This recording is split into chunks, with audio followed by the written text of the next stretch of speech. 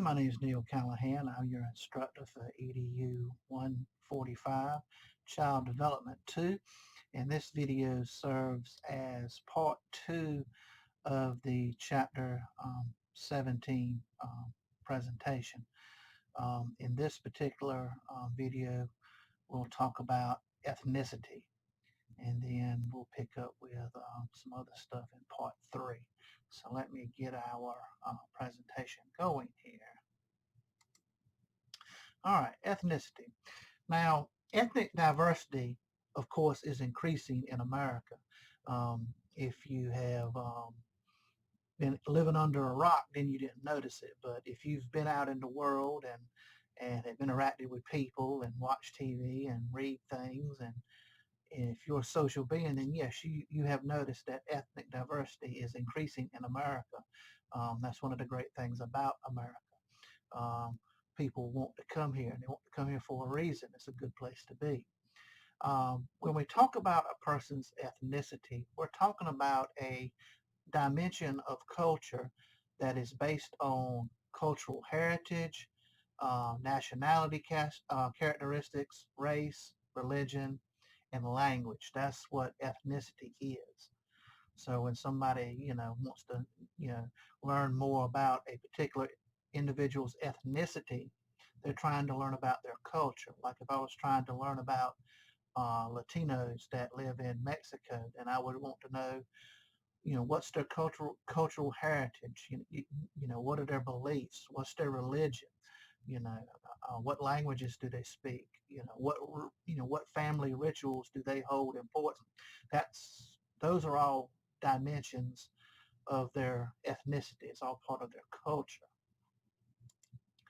Now, immigration, that's of course a hot topic in America nowadays. If you paid attention in history class when you were in school, um, America is founded on immigration.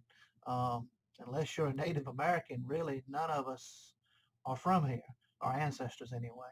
Um, Many of us, our ancestors immigrated here from other places, whether it be Africa, Asia, Europe, wherever.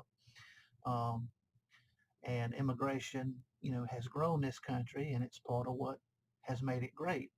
Of course, high rates of minority immigration are increasing the ethnic minority makeup of the United States.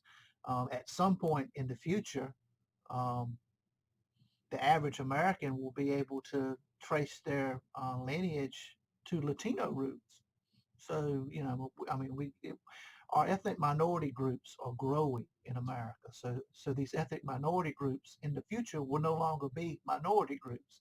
They will be approaching the majority range of numbers. So yes, high rates of minority immigration are increasing the ethnic minority population in our country. Right here in Pamlico County, for example, there's a rising population of Mexican families. They come here to work, to do better for their families. And because of that, we see, a rise in um, the Mexican population in our area. Now, immigrant families, when we talk about immigrant families, we're talking about maybe one parent or both parents who are born outside of the United States. So when you're talking about an immigrant family, you have at least one of the parents born outside of the U.S., probably both. And the children may have been born outside of the U.S., or they might have been born once their parents arrived here. So, that's all part of what we call an immigrant family. Now, are immigrant children more vulnerable, or are they more successful when you compare them to the general population? If you take an immigrant child and you compare them to a natural born citizen child, who you know who has been here all their life, whose parents have been here all their life, whose grandparents have been here all their lives, are those immigrant children more vulnerable, or are they more successful compared to their um, you know their native born American peers? Well, let's look at the immigrant risk model. The immigrant risk model concludes that these children have a lower level of well-being And it says that they are at a risk for many problem behaviors, developmental and otherwise. The immigrant paradox model looks at the question differently. It concludes that despite these many obstacles that we just spoke of, these young people have a higher level of well-being and are at less risk for many problems. So it just depends on who you ask as far as how they answer that question. Are immigrant children more vulnerable or more successful? The way some people look at it, um, uh, that they can be just as successful. The way some look at it, they have some challenges. So it just depends on what angle you're coming at it from. Now, how well an immigrant child does or does not do may have to do more with the characteristics of how they got here. Characteristics of migration. What country did they come from? Another indicator of how well an immigrant child does or doesn't do may have to also do more with their family circumstances. What is their socioeconomic status? What is their status in society? So, so if you want a better indicator of how well an immigrant child's going to do, look at what country they came from. Are they coming from a traditionally poor country with very few resources, or are they coming from a well-off, affluent nation? Um, are they are they coming to America in the middle class socioeconomic status, or are they poor when they get here? Are they is their family a family of doctors or skilled scientists, or are they poor migrant workers? So you got those two examples there. One has a much higher level of status in society than the other does. Looking at the next statement, the growth of ethnic minorities, of course, will continue to increase during this millennium. Asian American adolescents, that group is going to grow 600% by the end of the millennium. Latino adolescents, that group is going to grow by 400% by the end of the millennium. Um, and by um, and by 2100, Latino adolescents are expected to outnumber non-Latino white adolescents. Like I said, some of our current ethnic minority groups will one day no longer be minority groups. Their numbers are growing. Many immigrant families, as you know, deal with lots of problems as far as um, you know coming here legally. Many families are dealing with the problems of being undocumented. They came here through other means. They didn't come through the legal channels, which some would say, well, why don't you come here legally? Well, um, do a little research on that and see how difficult that is, and how they keep, and how the government keeps changing those laws to make it even more difficult. So, you know, to just say do it the legal way, yeah, on the surface it seems simple enough, but look into how hard that is. But anyway, let's get back to the topic at hand. Yes, many immigrant families are dealing with the problems of being here undocumented. And because they're here undocumented illegally, lots of times they try to kind of, stay unnoticed. So their children often miss out on many services that their children could benefit from because they don't want to draw attention to themselves. If you are working with the children of migrant families, um, you might notice that the families might not want to participate as much as you would like them to. It's not that they don't want to or they don't care. They're probably a little afraid because they may or may not be here legally. And like I said, they want to kind of stay under the radar. And think about this. Immigrant families are having to deal with all of these recent changes, and some of them not so recent, but all of these different changes to how you can legally immigrate here, and how these things are enforced and how these things are interpreted. Now true, we have to have a process for legal immigration, but nobody can really agree on what the best process would be. Um, you know, immigration is what's made this country great, and to do away with it altogether and close our borders, that would be ignorant. But we got to have some kind of way to do it in a logical manner. But we haven't got there yet. I certainly don't agree with putting kids in cages and stuff like that.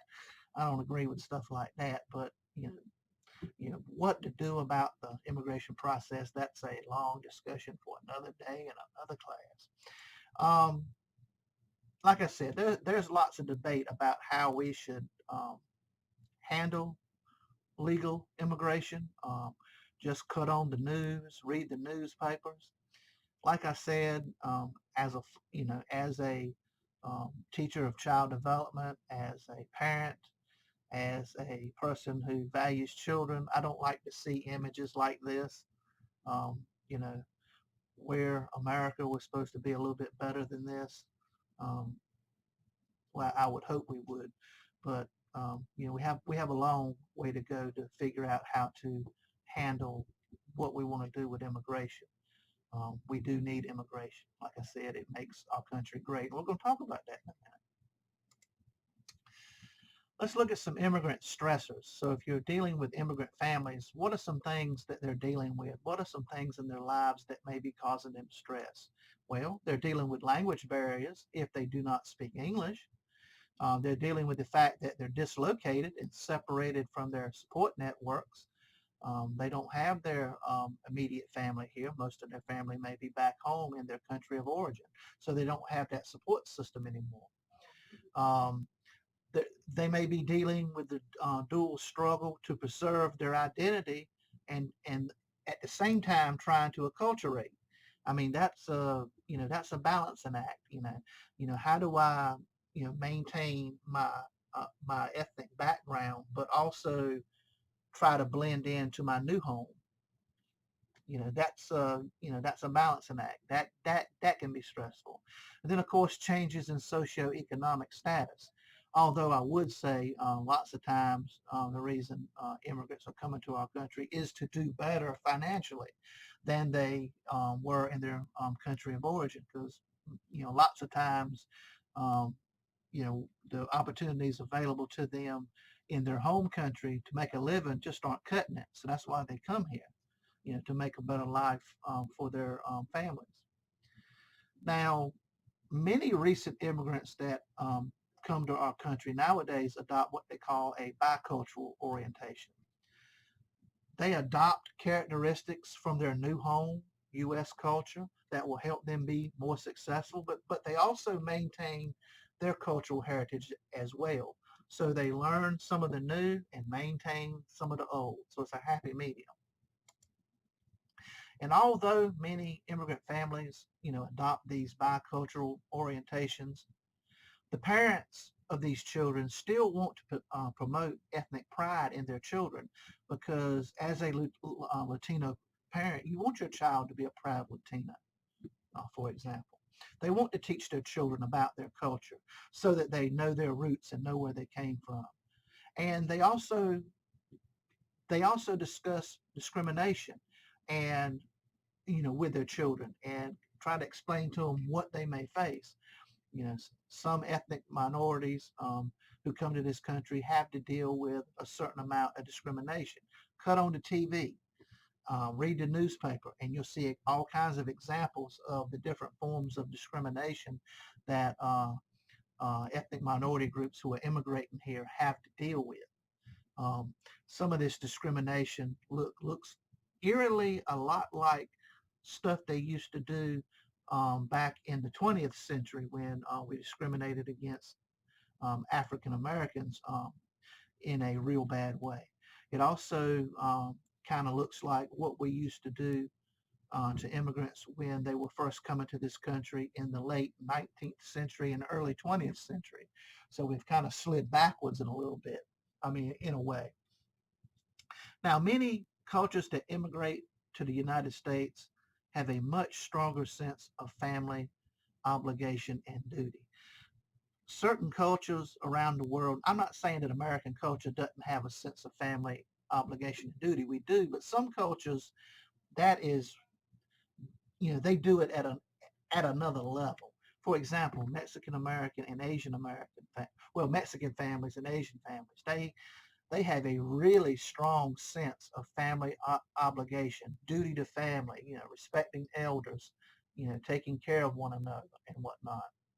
Not to say that we don't here in America, but they have a much stronger sense. Like I said, a different level. Acculturation, becoming, familiar with your new home, your new culture. Acculturation varies among immigrant families. Some, you know, you know, acculturate more than others. You know, back in the old days, it was not uncommon for, the mama and daddy who immigrated here to maybe never learn English and speak mostly whatever their home language was. And then the children that were born and raised here, of course, they speak both. And then maybe the third generation after that, maybe they don't, know anything about their um, family origins, and they're just, full on, steeped in American culture. So just know that, acculturation varies among immigrant families. Some dive deep into American culture. Some just stick their toe in it a little bit. So it just depends on what they want to do. Now, how these ethnic minority families who are immigrating here deal with the different stressors we've been talking about, it depends on many factors. How well these minority families deal with these stressors depends on questions like, are the parents native born or immigrants? So, if you got an ethnic minority child, how well their family's dealing with the stresses that brings. Are their parents native born or are they immigrants? If, depending on the answer, that tells you a little bit about what they're dealing with and how they're dealing with it. How long have they been in this country? If they've been in this country for decades, then, they have, probably found ways to manage these stressors. What's their socioeconomic background? Um, life's a little bit easier if you're, not in the lowest socioeconomic status group. Not to say that everything's easy in the middle class, or not to say that everything's easy in the upper class, but you know, your socioeconomic status does factor in when it comes to dealing with family stressors. It factors in. It can, your socioeconomic status can be a benefit or it can be a hindrance. And then, another part of, looking into how ethnic minority families may or may not, deal with stress, well, or how well they deal with it can be linked to, what their country of origin is. Where did they go? I mean, where did they come from? Some ethnic minorities who immigrate here, they come from countries where their people are known to be very resilient and, able to deal with a lot of hardships that maybe, for example, my family could deal with. But anyway, we'll move on. Now, the family's situation influences how well they adapt to their new home. First of all, what are their attitudes towards the ethnic group? Um, let me back up. A family's situation, an ethnic minority family that's immigrated here to America, um, how well they fit into their new home is influenced, and how well they adapt to their new home is influenced by several things. How welcomed are they in their neighborhood? If they're welcomed to the neighborhood and accepted as newcomers and part of the group, then it'll go well. If they're seen as outsiders and treated as such, then it won't go so well. Another thing that'll influence how well they adapt. Will they be able to send their children to good schools? In other words, are there good schools in the area and do they have access to them? That goes a long way to tell you how well they're going to adapt. You know, is their community, like I said, welcoming? Do members of their family, um, form community groups of their own, or do they join existing community groups? Um, for example, a immigrant ethnic minority family might move into an area that already has a growing population of people just like them from their, same background, same country of origin. And maybe those families who have been here have already formed support groups, community groups. But if not, then, maybe they can start, one of their own that benefits everybody that's in their same situation. I don't know. I mean, but these are things you look at when it comes to, you know, what's influence and how well the immigrant ethnic minority family is adapting. These things influence it. Let's look at ethnicity and socioeconomic status. Ethnicity and socioeconomic status can interact in ways that exaggerate the negative influence of ethnicity. So when you So when you look at ethnicity and socioeconomic status, these two things sometimes interact in a way that blows the negative influence of ethnicity out of the water, makes it look worse than it is. For example, ethnic minorities are overrepresented in the lower socioeconomic levels of American society. Now, on the surface, that might look like a terrible thing, but just because a person is poor doesn't mean their life is miserable. Lots of people who grew up poor will tell you, yes, we grew up poor, but our families were loving, and we had everything we needed. We didn't have the extravagance, but we had what we needed. So, just on the surface, that might look like, oh, that's terrible, but not necessarily. So that can be kind of exaggerated as a negative. The fact that many ethnic minority groups are overrepresented in the lower socioeconomic levels of American society. Ethnicity has often defined who's going to enjoy privileges of citizenship and to what degree and to what ways they get to enjoy it. Think about our country's negative history.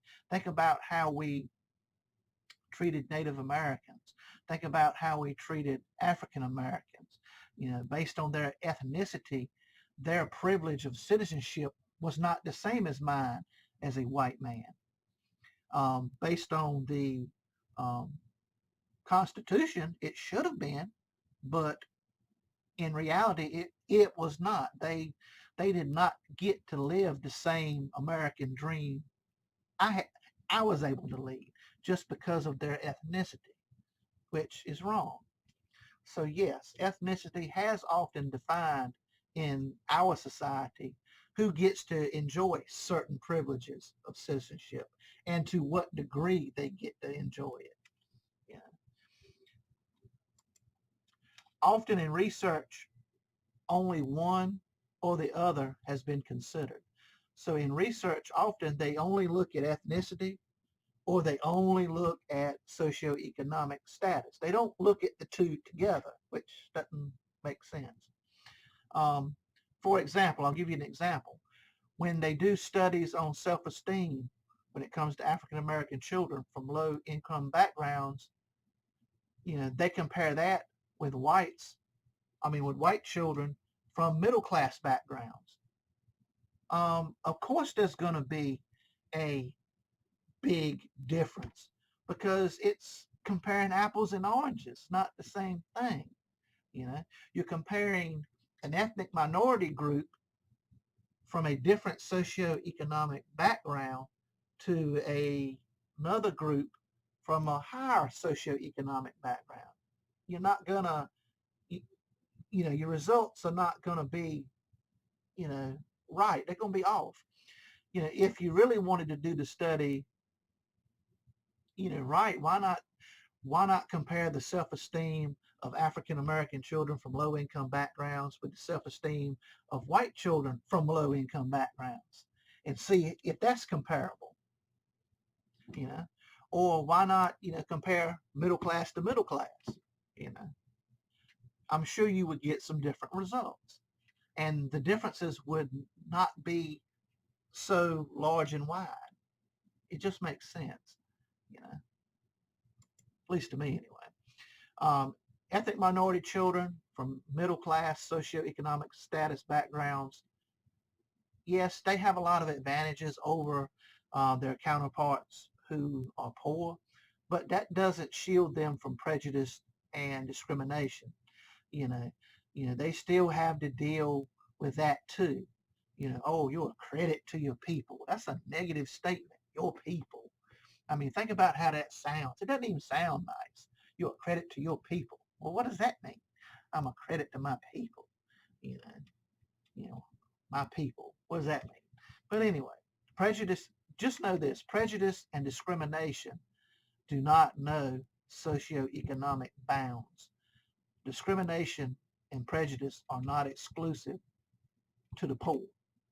It touches everybody, the middle class, the rich, the poor, whatever. And although not all ethnic minority families are poor, poverty does contribute to the stress of many ethnic minority families. Yes, there is a large number of ethnic minority families living in poverty, but they all do not live in poverty.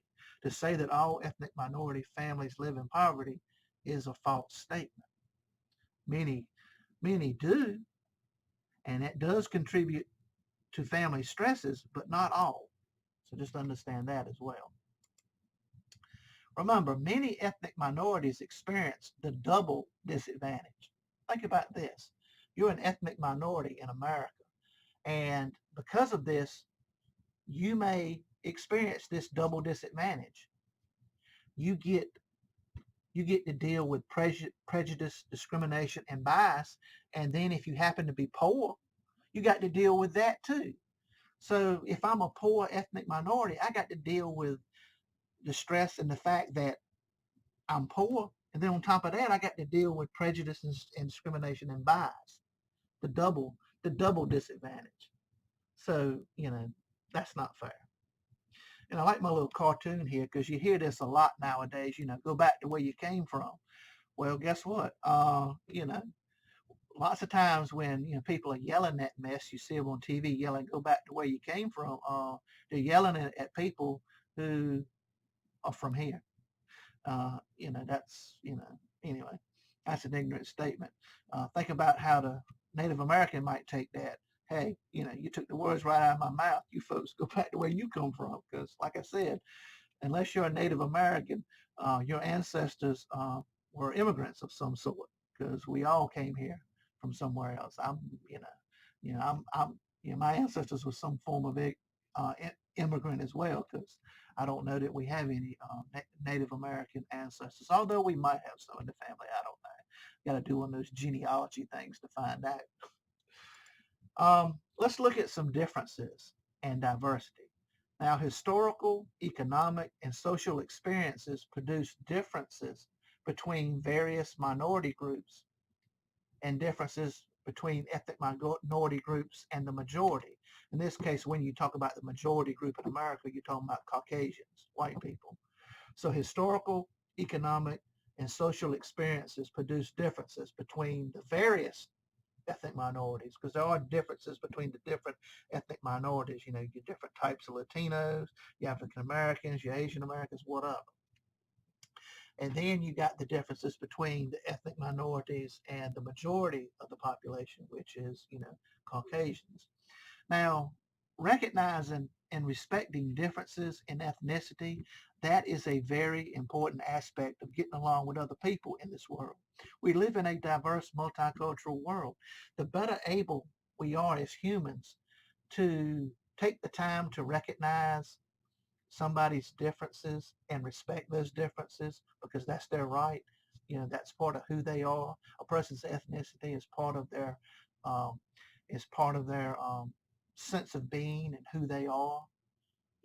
That's they have a right to express that, and we should recognize that right and respect these differences. Just we're not all alike, and that's okay. That's great. It'd be a boring world if we were all alike. Yeah. But it's unfortunate, however, that ethnicity has been used to determine who has the privileges and who doesn't get them. You know, all you got to do is open up your history book. You can find all kinds of examples of that. Too often, differences have been used to, often these differences between ethnic minorities and other ethnic minorities, and these differences between ethnic minorities and the majority of the population have been used and described as deficits. You know, you don't speak English. Learn English. That's been looked at as a deficit. But think about this. Being able to speak another language. Think about this ethnic minority immigrant. If they could maintain their home language while still learning the new language of their new home country, then in the end they'll be bilingual. And that's a big advantage because most people in the population are not bilingual. Most people in my area can only speak one language, their own, English. And you could argue that they can't speak that. But, just keep in mind that these differences between, ethnic minority groups and the majority group have sometimes been looked at as a deficit, like a negative. But in fact, you got to look at it from a different perspective. These things are not a negative. They can be a positive. They can be a resource. It's all in how you look at it. Let's look at some ethnic minority strengths. A strength, many have strong extended family support groups. That's good. Many are well versed at detecting and using nonverbal cues because, as you know, when it comes to communication between people, there's the verbal and there's the nonverbal. And if you miss out on one, you miss out really on half the message. Another strength, their ability to communicate with people from different cultures because lots of times, that's what they need to do in order to, move forward. So, they are put in situations where they have to be able to communicate well. And they got to communicate with people well who are from different cultures. You know. So, having to do that on a regular basis, you get good at it. So that's a strength.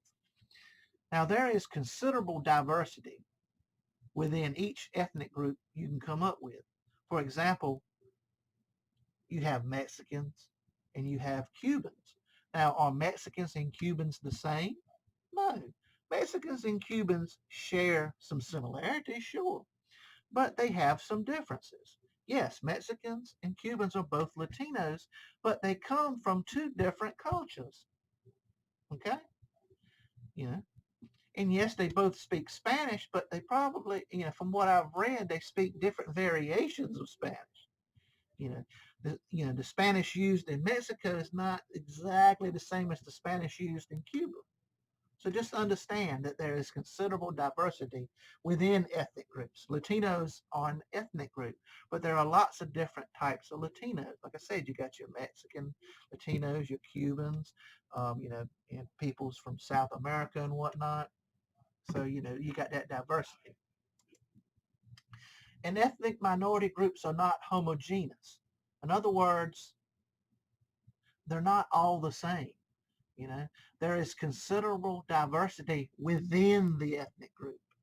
Not everybody in the Latino ethnic group is the same. They don't all believe the same things. The groups are not homogeneous. Okay, so if you don't know what that word means, look it up. It means the same. Ethnic minority groups are not homogeneous. Like I said, there is considerable diversity within an ethnic group.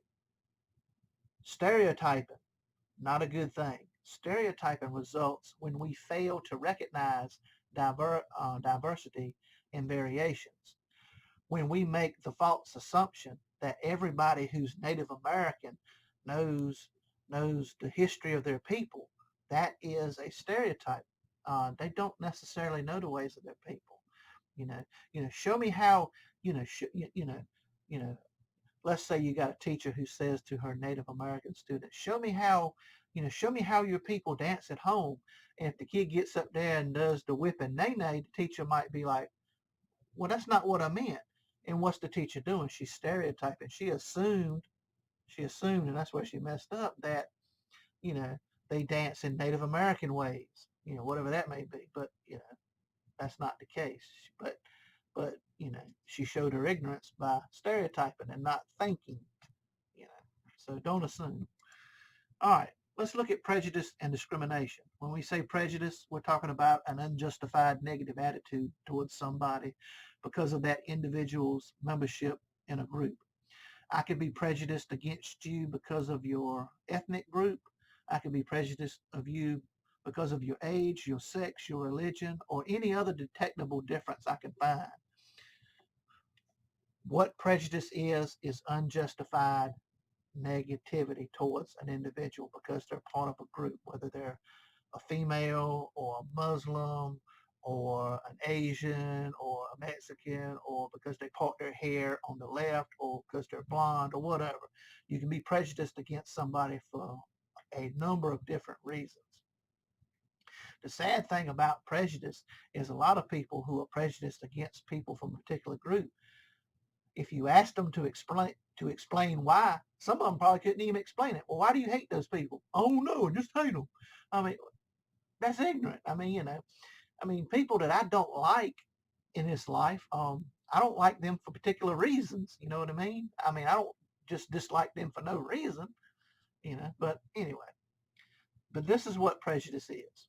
And of course, over time, progress has been made in ethnic minority relations. But don't think that discrimination and prejudice and bias have gone away. It's still there. It might not be as open as it used to be. In other words, out in the open where you can see it, but it's still there.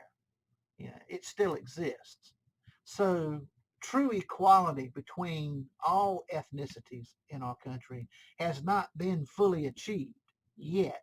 It's something we're continually working on every day. And some days we make big strides and some days we slide back 15 steps, it seems like. But, you know, I don't know about other people, but I keep trying every day to be a better human, to make the world a better place.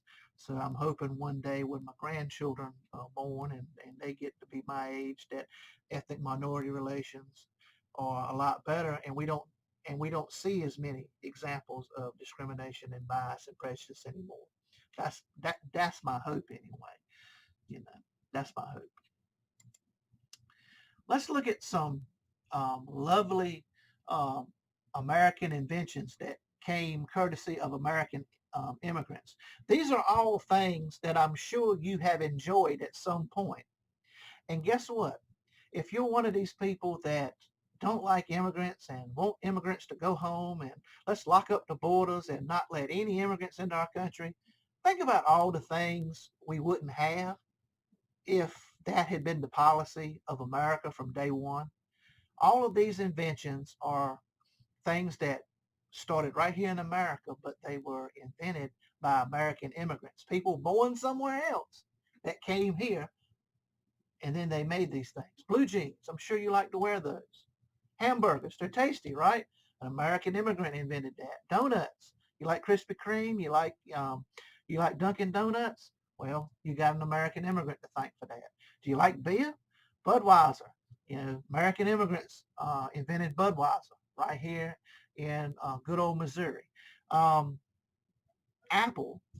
Do you like your Apple phone? Do you like your Apple Music? Your um, Apple laptop? Well, guess what? That company was partially company was partially founded by American immigrants. Well, the children of American immigrants. So if their parents weren't allowed to come here, you wouldn't have your iPhone. Google. That's an invention of an American immigrant. Hot dogs. Everybody likes hot dogs, right? Basketball. Do you like basketball? An American immigrant invented basketball. The telephone. Do you like to talk to people across the country without sending a telegraph or sending a letter in the mail? Well, thank an American immigrant for that. Do you like American cheese? American cheese. It's got America in the title. But guess what? Invented by an American immigrant. The song God Bless America. Every time you sing that song, guess what? An American immigrant wrote that. YouTube, do you like to look up stupid cat videos on the internet? Well, you can thank an American immigrant for that, for inventing YouTube. Do you like rock music? Well, guess what? With no American immigrants, you wouldn't have Kiss because Gene Simmons wouldn't have been allowed to come to America. Um, if you if you lock the borders and don't let American immigrants in, guess what? You wouldn't have Van Halen because the Van Halen family wouldn't have come over from the Netherlands. they'd still be over there. We might not have ever heard of Van Halen. Ketchup. Do you like ketchup? Invented by an American immigrant. And hey, how many of you ladies have ever tried birth control? Well, guess what? Invented by an American immigrant. So, and this is just a few things I could find that were great American inventions that we all use, but they were created by American immigrants. So I put this to you. The next time you hear somebody yelling, immigrants go home, think about how less great this country would be without those immigrants, without the ideas that they bring to this country, without all of the good things that they bring to what we have here. They help make it better. Our country was founded on immigration. Our country is a more or less a whole group of immigrants, unless you're a native, unless you trace your roots back to Native Americans. So, just some food for thought. Let's talk a little bit about assimilation and pluralism. Now, assimilation is the absorption of an ethnic minority group into the dominant group. And this often means that the ethnic minority group loses some or all of their behaviors and values. In other words, they just dive neck deep into American culture and basically lose all of their, you know, all of their home culture ways. That's what assimilation is, the absorption of the ethnic minority group into the dominant group, aka American culture. Then you got pluralism. That's the coexistence of distinct ethnic and cultural groups in the same society.